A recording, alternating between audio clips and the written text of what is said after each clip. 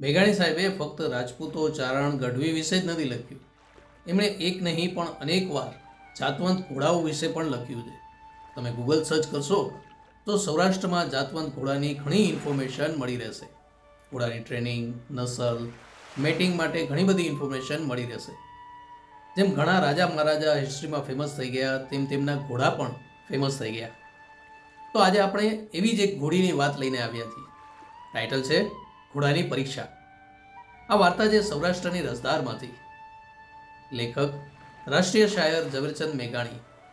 તો ચાલો આજે ફરી એકવાર મેઘાણી નામના દરિયામાંથી એક ઓર મોતી વીણીએ. અને જો ઘોડીનું સાહસ સાંભળીને તમને આનંદ આવે તો ચેનલને લાઈક કરજો. આવી બીજી ઘણી સ્ટોરી આપણા ચેનલ પર અવેલેબલ છે, તો એનો પણ આનંદ માણજો અને ચેનલને સબસ્ક્રાઈબ કરજો.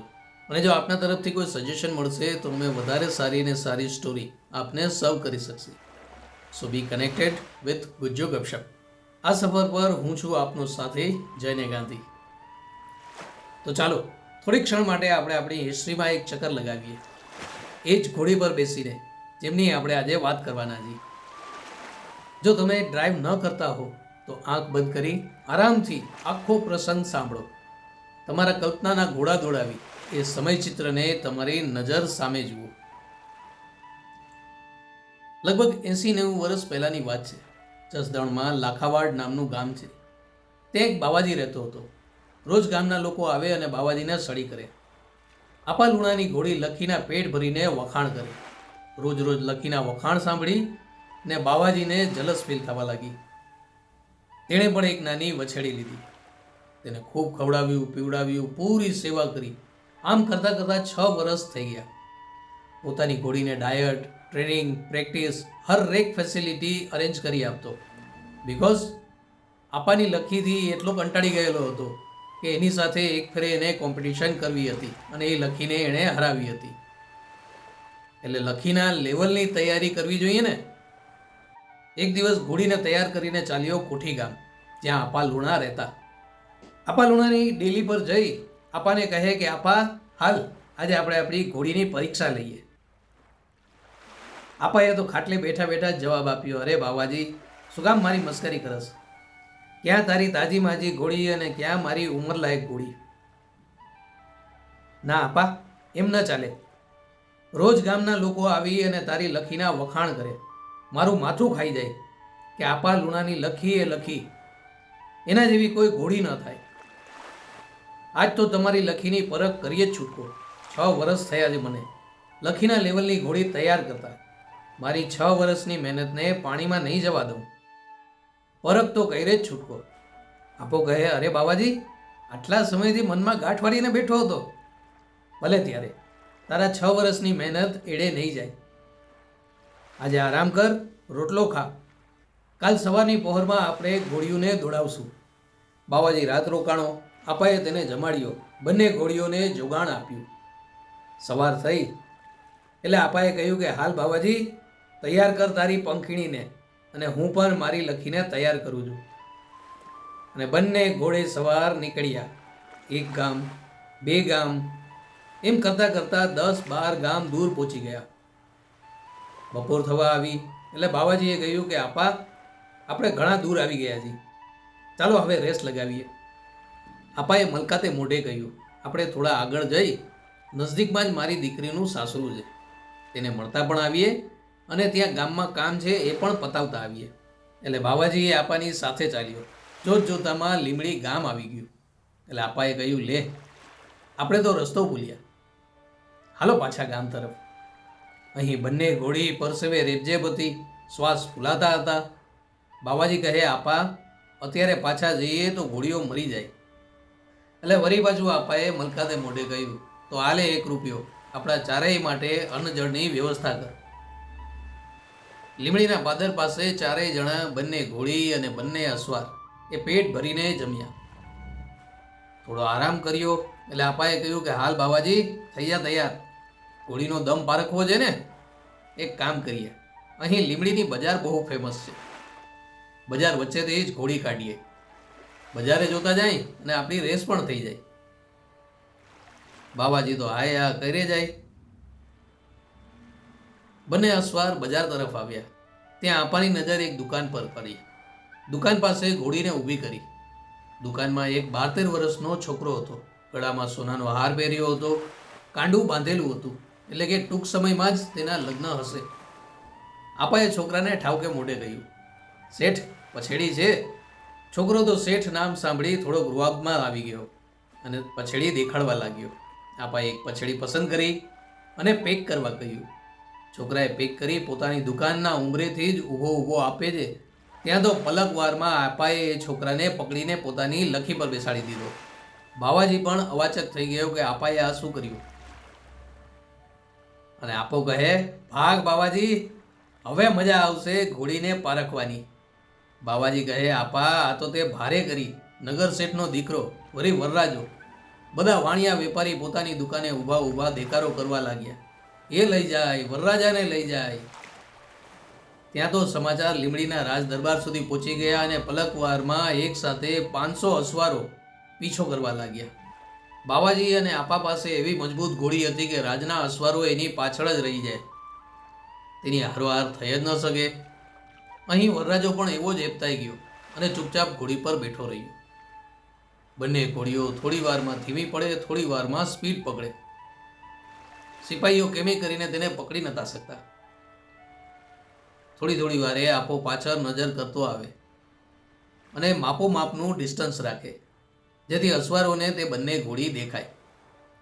ધીરે ધીરે કરી 5-10, 5-10 એમ રાજના ઘોડા થાકવા લાગ્યા અને ઓછા થતા ગયા. સાંજ પડવા આવી હતી. દૂર કોઠી ગામ દેખાવા લાગ્યું. પાછળ ફરીને જુએ તો હવે ફક્ત 50 ઘોડા જ આવતા હતા.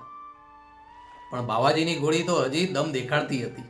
આપો મનમાં વિચારે ચડ્યો કે ઘોડીની પરખ તો થઈ નહીં, ગામ નજદીક આવ્યું છે, આ તો ફોકટનો ફેરો થયો.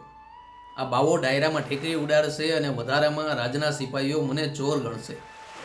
કાંઈક તો કરવું જ પડશે. અને અચાનક આપાએ દિશા બદલી, ઘોડીને જંગલ તરફ લઈ ગયા. બાવાજી પણ પાછળ ઘોડીને દોડાવે છે.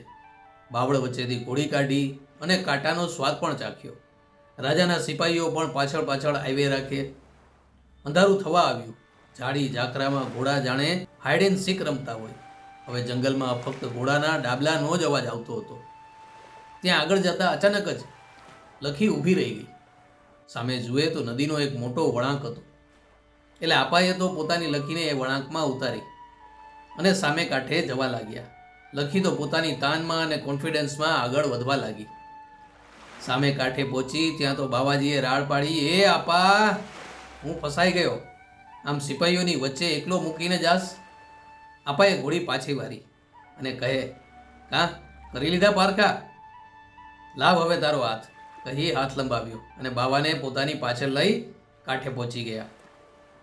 અહીં જેમ તેમ કરીને રાજના સિપાહી વળાંકમાં ઉતર્યા તો ખરા, પણ સામે કાંઠે પહોંચવાની હિંમત એકેય ઘોડામાં રહી ન હતી. એટલે પાછા વળી આસપાસ ગામોમાં તપાસ કરવા લાગ્યા. લોકોને વિગત કહેવા લાગ્યા.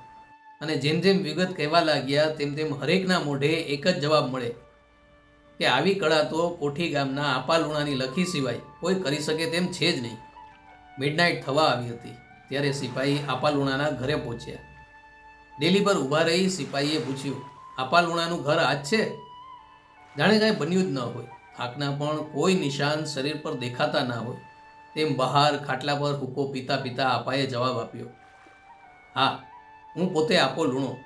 બોલો, શું કામ હતું? ક્યાંથી આવો છો? સિપાહીઓએ કહ્યું કે અમે લીમડીના વફાદાર છીએ.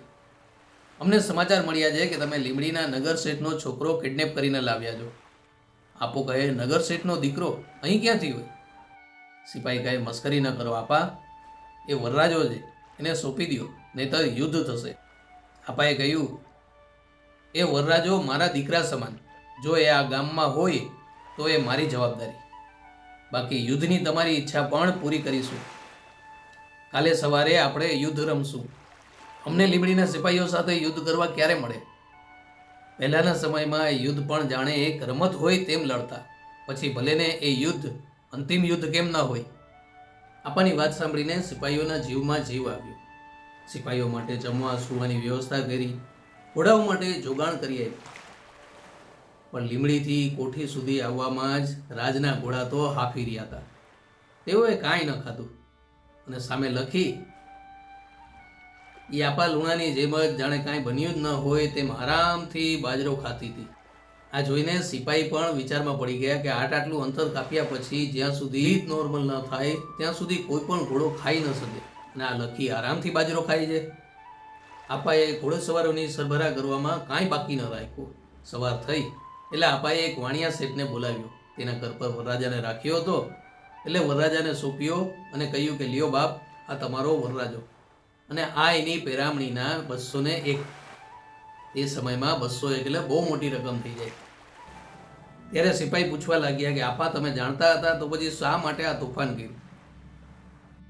આપાએ કહ્યું કે એ આ બાવાજીના કારણે. એ કહેતો હતો કે હાલ ઘોડી ફેરવીએ, હાલ ઘોડી ફેરવીએ, ઘોડીની પરીક્ષા લઈએ, એટલે મારે આમ કરવું પડ્યું.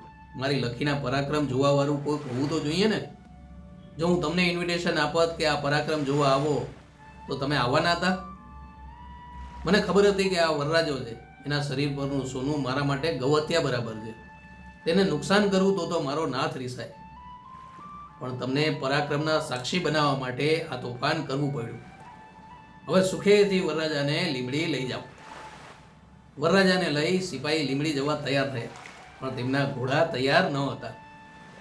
તેમના શરીરમાં હજી કળ વરી ન હતી. ગઈકાલના પરાક્રમનો થાક હજી હતો. દૂર બેઠા બેઠા આપા હસતા હતા. એટલે સિપાહીઓએ ફરી આપાને રિક્વેસ્ટ કરી કે આપા, બીજું કાંઈ નહીં, પણ વરરાજાના માતા પિતાના પ્રાણ ગળે અટકેલા હશે.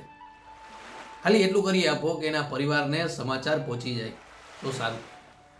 એટલે આપાએ પોતાના દીકરાને તૈયાર કર્યો. ફરી એ જ લખી પર 30 ગામ દૂર લીમડી જઈ સમાચાર આપી આવ્યો કે વરરાજો સેફ છે અને કાલે આવી જશે. તો દોસ્તો, આ હતી આપણી લખી. આવા તો કેટલા એક્ઝામ્પલ હિસ્ટ્રીમાં પડ્યા છે. આવી જ એક ઘોડી લેવા જેસલ જાડેજા કચ્છથી સૌરાષ્ટ્ર આવ્યો હતો. આવો જ એક ઘોડો મહારાણા પ્રતાપ સાથે અમર થઈ ગયો. તમને યાદ હોય તો અશ્વમેઘ યજ્ઞ પણ કરાવવામાં આવતા રામાયણ કાળમાં, મહાભારત કાળમાં. તેના પરથી ખ્યાલ આવે કે ઘોડામાં કુદરતે કેટલી શક્તિ ભરેલી છે, તેમને કેટલું માન સન્માન આપવામાં આવે છે. આપણે જે વ્હીકલ ચલાવીએ છીએ ને, તેને માપવા માટે પણ હોર્સ પાવર, મતલબ અહીં પણ ઘોડા સાથે જ કમ્પેર કરીને સમજાવવામાં આવે છે કે આ વાહનની સ્પીડ કેટલી હશે. તો મિત્રો, ગુજ્જુ ગપશપની વાર્તા અહીં સુધી જ.